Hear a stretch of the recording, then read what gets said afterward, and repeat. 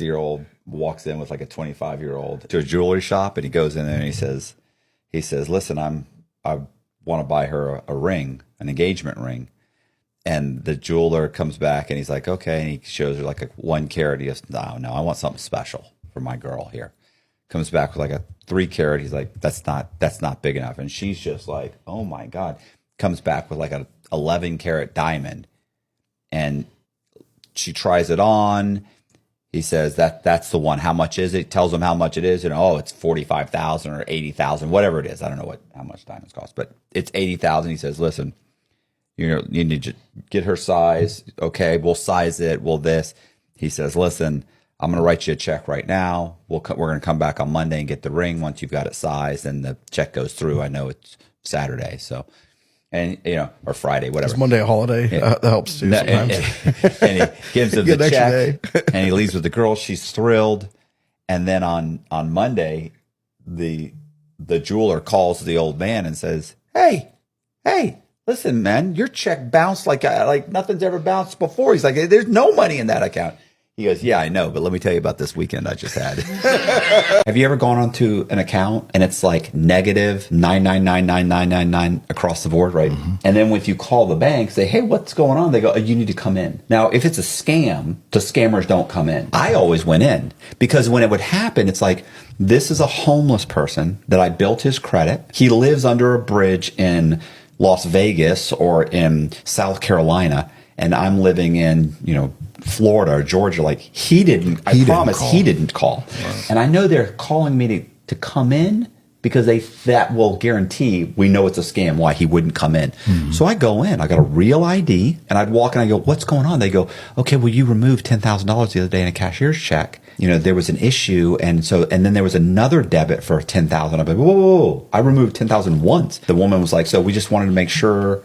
We wanted to look into it. We wanted to make sure you were, no offense, you were a real person. That seemed very suspicious. I'm like, I got like $200,000. Like later that day, I think they called me back, and it turns out that when they recorded the $10,000 in the log, one person recorded it when it happened, and then at the end of the day, they recorded it. Somebody else wrote it again, and so they thought it seemed suspicious. We now have 2 debits from this account. What's going on? Fraud alert. Freeze it. Sean Combs got a problem, bro. If you were his attorney, what would you advise? You got to take some kind of plea. Look, if they come back and they're like, 45 years. Okay, well, then they've already made their mind up that they want to go to trial. Then you just have to try and not really argue that he's innocent, but argue the seriousness of the crime and make everybody look as uncredible as possible. Because some stuff, it's like, look, you've got video. There's nothing you can do about this. So you're going to have to basically spin it in a way that makes it seem like everybody was a participant, everybody was being paid, everybody was happy to be there. It's not the crime that they're alleging. What if they had people around Sean Combs wearing wires? The problem with a guy like that is he doesn't do a lot of stuff by himself. It's not like he can say, I'm going to have to get a fake passport. Because if he does, he's got to call 3 people. Next thing you know, 4 people know he's being gouged. I mean, he can't move any money. They're watching his bank account. Everything. Like running, do I have about a 90% chance of being found? Yeah, but guess what? I'm doing the rest of my life in prison anyway. But if he were to go somewhere, have money, and basically go be a farm worker for 2 years, and get a few plastic surgeries, he might have a chance in the jungle somewhere cutting down sugarcane. If you go in with a note on a bank robbery and it says, give me the money and nobody will get hurt, you're probably looking at doing 3 years. And then let's say she's not moving very fast, and the guy goes, back up. And he reaches over and grabs the drawer and dumps the drawer, and then he leaves. Here's what a prosecutor will do. There's an enhancement for kidnapping. And the definition of kidnapping is so liberal that if you simply move someone from one point to another just by directing them, controlling my movement, then that's kidnapping. I give you a note. They give me $5,000. I leave the bank. I should have gotten 3 years. Instead, for bank robbery. Instead, what you get is you committed a bank robbery under the threat of force, right? And you scared this person, and you told them to move back. They also charge you with kidnapping. So now you're looking at 20 years. Yeah. Think about it. 20 years. And then they'll tell that person to get on the stand, and they'll say, look, you were in fear of your life, weren't you? Yeah. We need you to get on the stand. We need you to tell the judge you were in fear of your life, because you were in fear of your life, weren't you? And you know what they say? They're talking to a prosecutor. They go, yeah, no, I was scared. Well, we need to make sure you say you were scared. You were in fear of your life. You were afraid of this man. And then he told you to get back, right? He moved you. That constitutes kidnapping. Yeah. We forced you. What we want to make sure, they'll tell them, because otherwise he's going to walk away. Yeah. He's going to get probation. Yeah. They already know you're going to get 3 years. They lie to the witness. The witness then says all of these things. The judge gets upset because she's on the stand upset and crying. So now you're looking at 20 years. Wire transferred $250,000 out of a customer's account without the customer's authorization. So I sit this woman down and I get talking to her, and there's no way she did it. But she confesses to me that she would never log off her computer when she would go to lunch. And so there's this 1 hour window of time where her computer's unguarded, and another employee evidently hopped on the computer and wire transferred $250,000 out of a customer's account. And so we begin taking a look at like who went to lunch at different times and cameras in different places, and we narrow it down to a woman by the name of Tawana Roberts. Now the money ended up going into a bank account at a different bank. So it goes to an account that had been established the day before with a $100 like minimum deposit. Like someone established the account. The next day, $250,000 gets wire transferred into the account. The account was under the name of Carranz Smith. As soon as the wire transfer comes in, Carranz Smith shows up to withdraw $250,000. And the teller, who had been properly trained, said, what's going on here? And he said, well, I sold a car. And she goes, you sold a car for $250,000? I mean, a house. He had no good answers. And eventually he gets nervous and leaves. So the money was recovered. My father had murdered my mother and her lover. My mother didn't come home one night. At 1 o'clock in the morning, my father and I went looking for her because she was a bartender. And the bar was closed. There was 2 ways to get there. It was like a circle. So he loaded me up in a truck, and we went left to complete the circle, hit the bar, didn't see her car there. On the other part of the circle, on the way back to the house, saw her car in a driveway.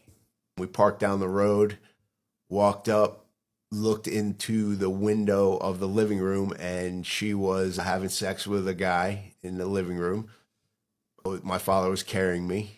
Walked around the side door of the house, just a screen door, opened the screen door, walked inside in the living room.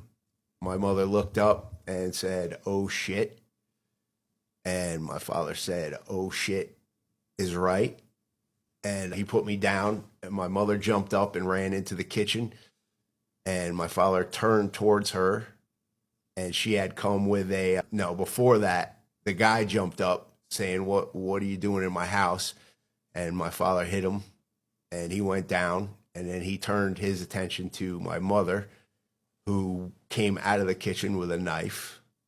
And earlier in the day, me and my father were fishing, so he had a knife as well in his pocket right here. He pulled that knife out, and it's kind of like a standoff like this. And my dog was there with my mother, so I was with the dog.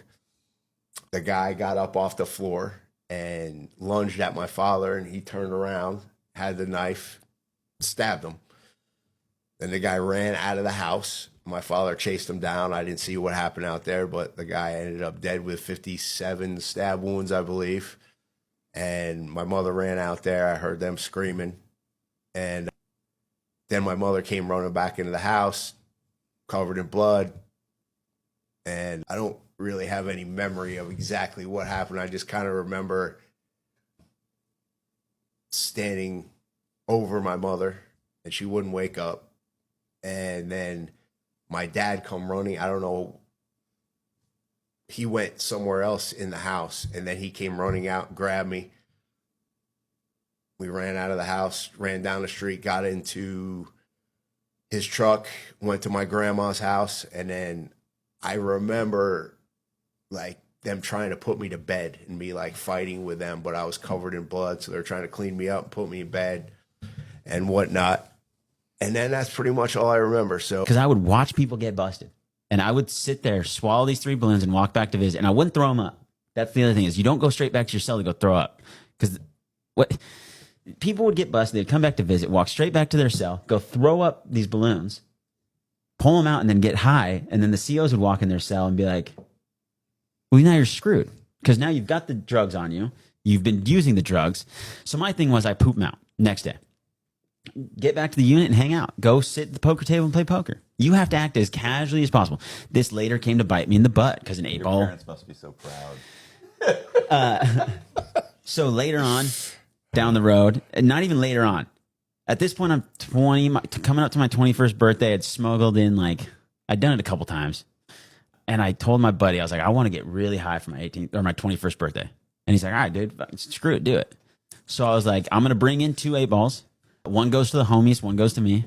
So I'm going to take that and I'm going to use the whole thing.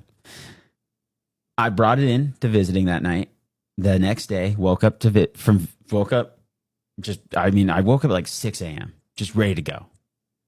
And I remember that day because I woke up and I was like, all right, start the day. It's going to be a good day. It's going to be a good day, right? Up and ready. And I was like, that's weird. And I'm sitting there tweaking out on this magazine. And my homies are like, dude, it's 6 a.m. You can't put this. And it was a magazine that sold books. So it was a magazine with little descriptions of books. Yeah. The bargain. Yeah. Bargain So book I'm sitting magazine. there reading about every single book. And they're like, dude, you're tweaking out right now.